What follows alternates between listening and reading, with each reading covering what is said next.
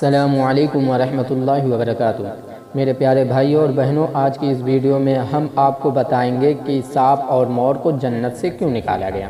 سانپ اور مور پہلے جنت میں ہی رہا کرتے تھے، لیکن پھر ان کو وہاں سے نکال دیا گیا۔ اس کی کیا وجہ تھی، یہ جاننے کے لیے اس ویڈیو کو پورا ضرور دیکھیں۔ شیطان جب لعنتی مردود ہو گیا تو اس نے جنت میں آدم علیہ السلام کو سجدہ کرنے سے انکار کر دیا۔ تب اللہ نے شیطان کو جنت سے بے دخل کر دیا۔ جنت میں کھانے پینے گھومنے کے لیے بہت کچھ تھا، لیکن تنہا اکیلے رہنے کی وجہ سے حضرت آدم علیہ السلام اداس رہنے لگے۔ تب اللہ تبارک و تعالی نے حضرت آدم علیہ السلام کے بائیں پسلی سے بیوی حوا کو پیدا کیا۔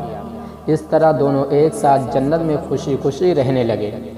اللہ تبارک و تعالی نے فرمایا، تم جنت میں جو چاہو جنت میں کھاؤ پیو عیش کرو، لیکن خبردار تم اس درخت کا پھل مت کھانا اور کبھی بھی اس درخت کے قریب مت آنا، ورنہ تم ظالموں میں سے ہو جاؤ گے۔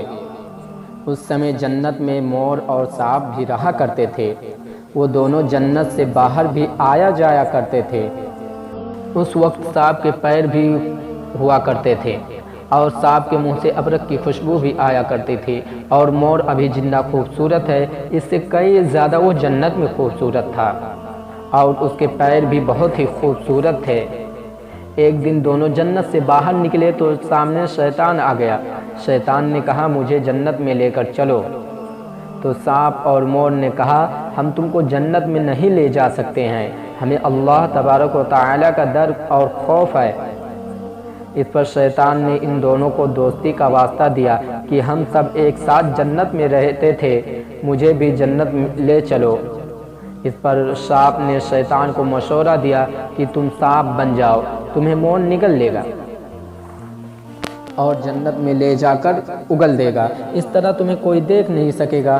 شیطان فوراً سانپ بن گیا اور مور نے اسے نگل لیا۔ اس طرح شیطان جنت میں داخل ہونے میں کامیاب ہو گیا۔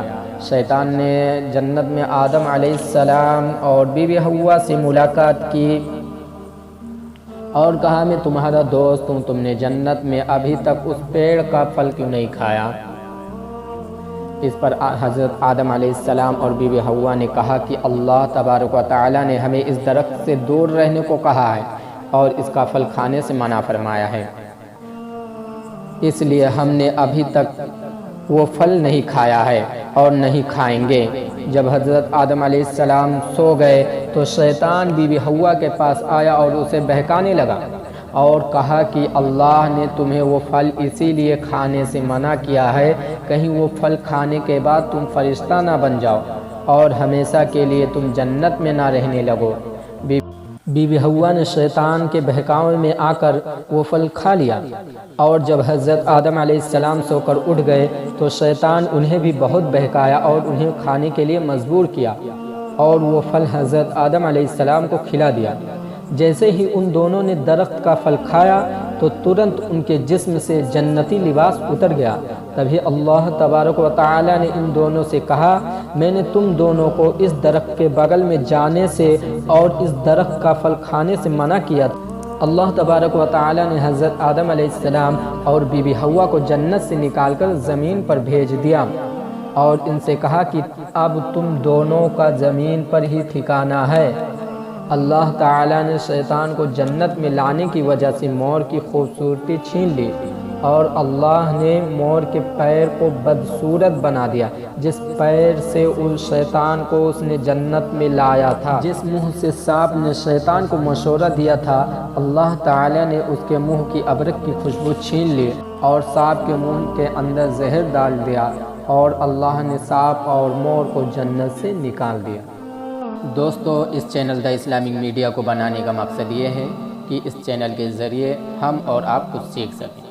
دوستو، اس چینل دا اسلامک میڈیا پر بیان، وظیفہ، واقعہ اور اسلامک ریلیٹڈ ویڈیو آپ کو ملتے رہیں گے انشاءاللہ۔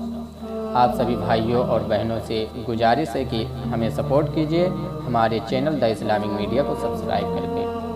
اگر آپ ہمارے فیس بک پیج پر یہ ویڈیو دیکھ رہے ہیں تو فیس بک پیج کو بھی لائک اور فالو کر لیجیے۔ جزاک اللہ۔